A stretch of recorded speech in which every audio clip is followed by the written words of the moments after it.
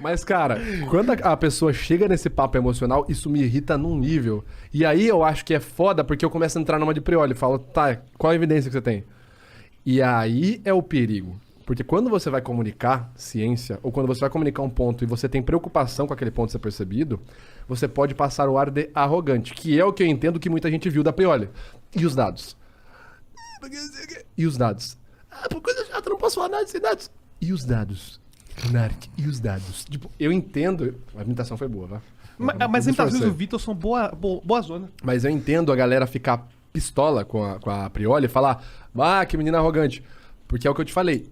Do outro lado, e não tô usando o Monark como bode expiatório, mas do outro lado você tem uma galera, em qualquer lado que seja político, quando você tem um opositor, ele pode ter uma estratégia de fazer o quê? Engajamento emocional. Pô, mas e as crianças? Pô, mas eu não sei o quê.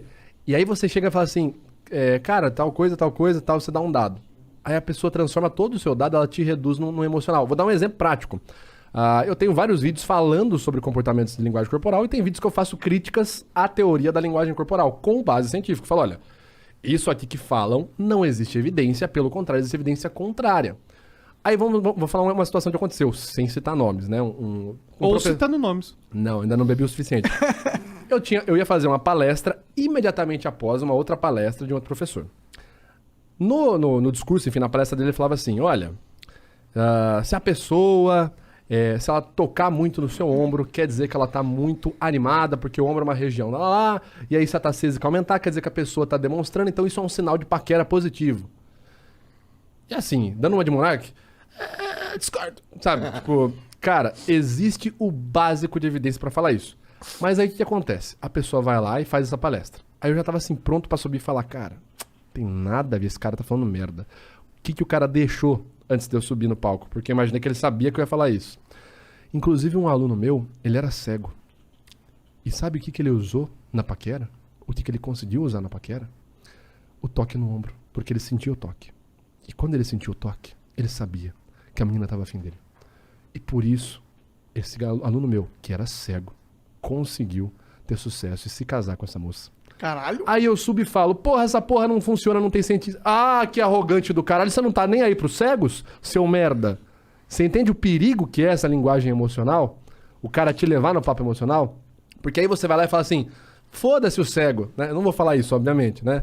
Pô, esse cara que não se enxerga, tipo, eu não vou falar isso. Eu vou falar assim, cara, não existe evidência pro que esse cara tá falando. Mas aí eu sou transformado automaticamente no Vitor que não tá nem aí com o cego, porque a experiência pessoal do cego não conta. E aí, Vitor? E, consequentemente, isso valida a ideia do cara que não tem validação nenhuma. Você entende o perigo, cara? Bom, no caso do Monark, ele tinha razão, realmente. E detalhe, essa situação da Prioli é muito boa. Eu posso defender o meu amigo Monark? Duvido. Na verdade, Monark, ele tava fazendo uma coisa interessante, que é o seguinte. Ele tava certo, mas ele não sabia o dado que comprova o que ele fala. E eu vou falar que dado é esse que comprova que tá certo. Existe um exame internacional chamado exame PISA, que é o exame internacional do nível médio. E o Brasil sempre, incluindo o período do PT, sempre esteve. Já falei mal do Bolsonaro, agora tô falando mal do PT. É isso mesmo, político tem tudo que se fuder. Exatamente. É no rabo dele, né? Olha só, que não entra nada não, filho. Ou seja, quando a gente pega as notas do Brasil no exame PISA, são sempre terríveis. A única coisa que faz o Brasil sair de último é quando coloca mais país mais pobre que o Brasil pra fazer o teste. Aí fica em penúltimo, fica em antepenúltimo. Mas a educação no Brasil, ela realmente vai de mal a pior. E existem dados objetivos em relação a isso. O ponto é que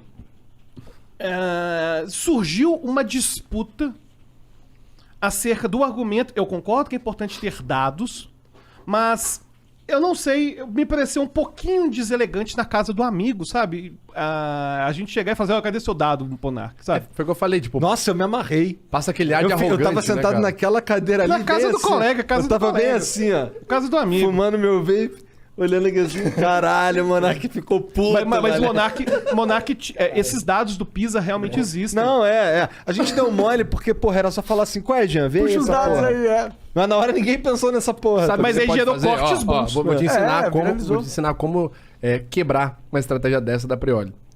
Tudo bem. Quais os dados que você tem que embasam a sua argumentação? Você vai perguntando. Pô, a pessoa fala quais os dados? Não, quais os seus dados? Você tá na minha casa, pô. Você me deve satisfação. Sabe aquele jogo dos barbichas? Só perguntas? Pergunta. Qual é o seu dado? Por que você quer saber? Não, porque eu quero... Ah, respondeu. Se fudeu. Aí a pessoa caiu na dela. Entendeu?